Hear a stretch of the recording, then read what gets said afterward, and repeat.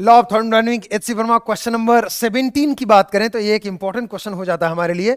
Consider the cyclic process A B C A shown in the figure performed on a sample of 2 mole ideal gas. Means इसमें कुछ information दिया हुआ है. पहला information तो ये है कि नंबर ऑफ मोल्स हमें दिए हुए हैं एंड नंबर ऑफ मोल्स जो दिया हुआ है दैट इज n और n का वैल्यू है 2 मोल.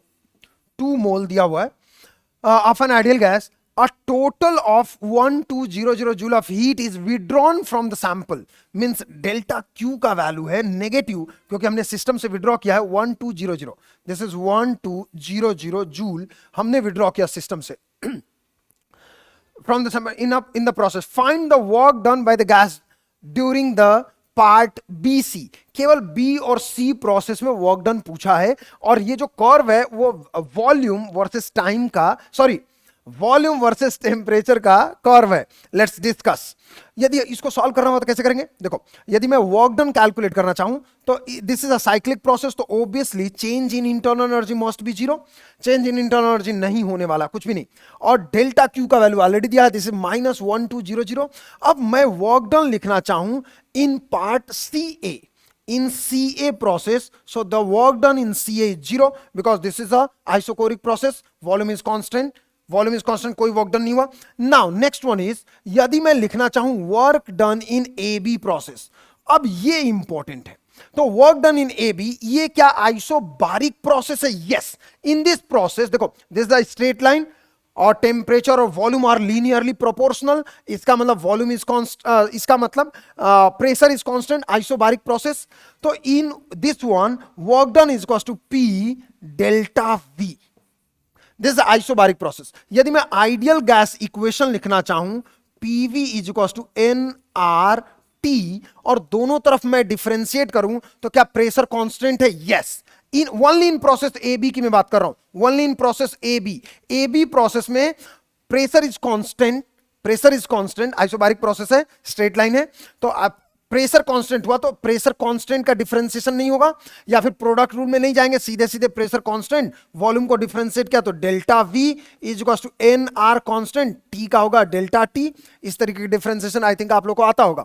तो ये जो वैल्यू है यहां से P डेल्टा V, यही तो अपना वर्क डन है. तो work done in AB can be written as NR delta T.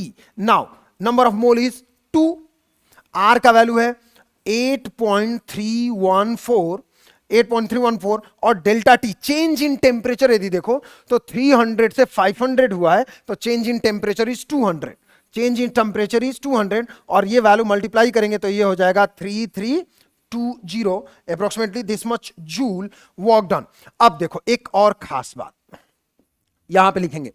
देखो फर्स्ट लॉ ऑफ थर्मोडायनामिक्स क्या कहता है कि delta U is equals to delta Q minus delta W. But we know that change in internal energy zero because this cyclic process. तो इसका मतलब heat supply is equals to work done. तो heat supply is how much, या basically heat ejected. तो ये जो value आएगा this -1200, that is equals to work done को 3 पार्ट में डिवाइड किया गया. Work done in AB plus work done in BC part का work done, plus work done in CA. But we know that work done in CA is 0 क्योंकि अभी हमने discuss किया CA में 0 है. और work done by BC we have calculated. Work done by BC पूछा हुआ है क्वेश्चन में, और work done in AB we have calculated 3320. तो यहां से हो गया work done in BC is what, BC is equal to -1200, और ये जो वैल्यू है ये पॉजिटिव ही आएगा क्योंकि वॉल्यूम का एक्सपेंशन हो रहा है AB प्रोसेस में. तो -1200 और ये वैल्यू भी इधर आकर के माइनस हो जाएगा एंड दैट इज 3320. और जो हमारा फाइनल वर्क डन आ जाएगा WBC and this is equal to, दोनों को बेसिकली आप लोग को ऐड कर देना है और ये हो जाएगा -4520. This is approximately -4520 joule. This is the answer. Thank you so much.